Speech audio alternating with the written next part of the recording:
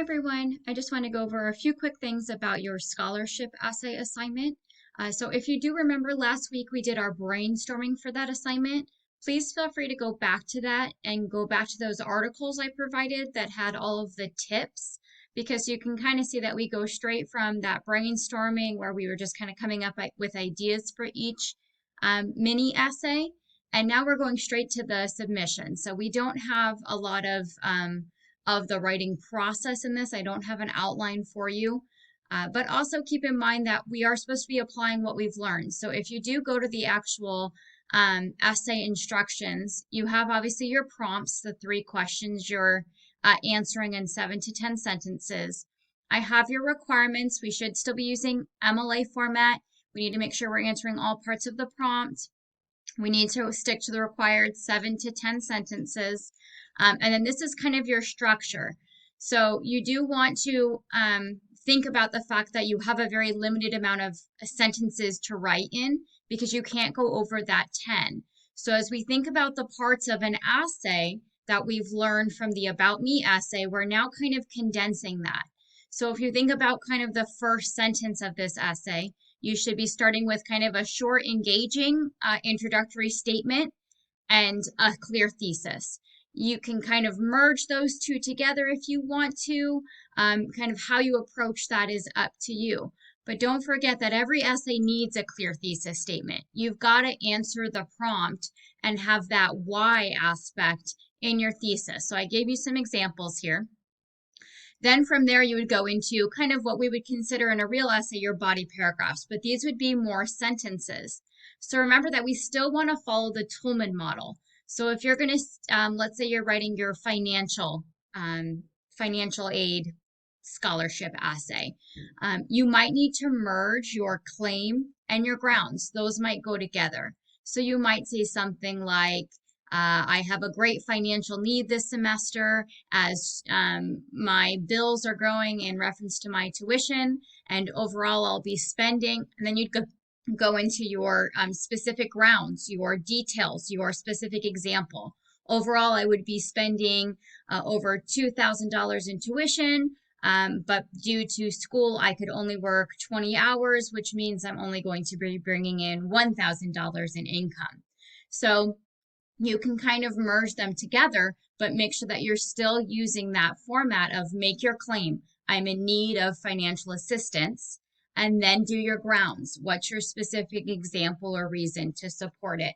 So keep using that Toulmin model, even if we're kind of merging it together. You've got to make your ideas clear, and that's what the Toulmin model is going to do. So make sure that in those body paragraphs, you're answering all parts of the prompt. So if this was your first one, the first section would describe your financial need for the upcoming year and your plans for covering it. So maybe you would have 1 or 2 sentences doing that. And then any circumstances affecting your need for financial assistance. So you've got to prove the why. Why do you need this financial assistance? So again, maybe you'd have 1 or 2 sentences on that. You'd have 1 or 2 sentences for your intro, and then 1 or 2 sentences for your conclusion. Okay, so kind of view these things as sentences, and that way you're staying within that 10 limit that you need to be. And then kind of keep in mind that the focus, the most sentences should go towards those body paragraphs where you're really proving your answer to this claim, okay? You can put each essay response on a new page, so please do page breaks. So start with the first one, and you would have kind of a 7 to 10 sentence paragraph on the first page, and then insert a page break. On the second page, I should see your second paragraph. Please make sure you do page breaks so that I can see that you're not just writing a new paragraph, that you are staying within that 10 sentence limit, and that on the new page, you're starting your next essay. Okay, so you'll have 3 pages there. If you have any questions other than that, please feel free to email. The last quick thing I wanted to show is please don't forget about your extra credit for this unit. Your extra credit is to actually apply for a scholarship. Remember that the 3 answers that you're doing right now are for the Maricopa Foundation Scholarship, which is this one. So I'm in the scholarship essay extra credit link. I'm going to click on the Maricopa Foundation Scholarship link, and it will take you to this page. This just gives you a list of all of the awards that they give out when you apply for this one scholarship. And that's kind of what this is. To actually apply for the scholarship, you're going to click on the sign in button here.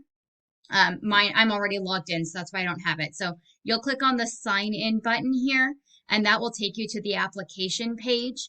And then once you get to the application page, sorry, I was already playing around in there.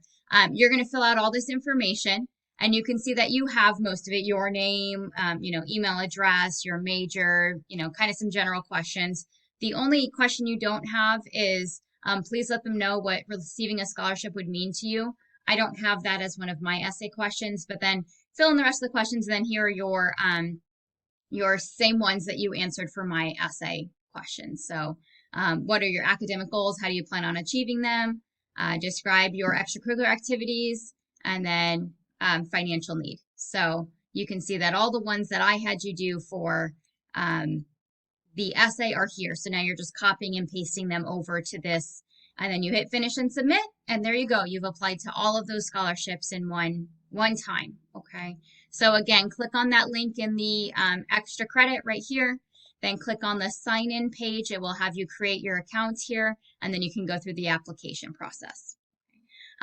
Once you're done and you finish and you get to that finish submit page that says congratulations, you've submitted, just take a screenshot of that and submit it to the extra credit as proof that you applied for a scholarship. You can also wait for your email confirmation and take a screenshot of your email confirmation. Either one is fine. Remember that the Maricopa Foundation Scholarship is open to all students, including Dreamers.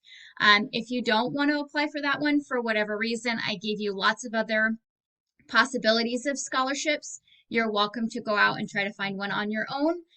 But the Maricopa Foundational Scholarship is open to all students, so I do encourage you to apply for that. As always, if you have any questions, please feel free to email me. I'm happy to help you. And just make sure that you're using that assignment directions to kind of work your way through it and sticking to that 10-sentence limit. And then when you're done, don't forget to complete your reflection. We reflect on all our major assignments. Okay, good luck with week 6. Please email any questions. Bye.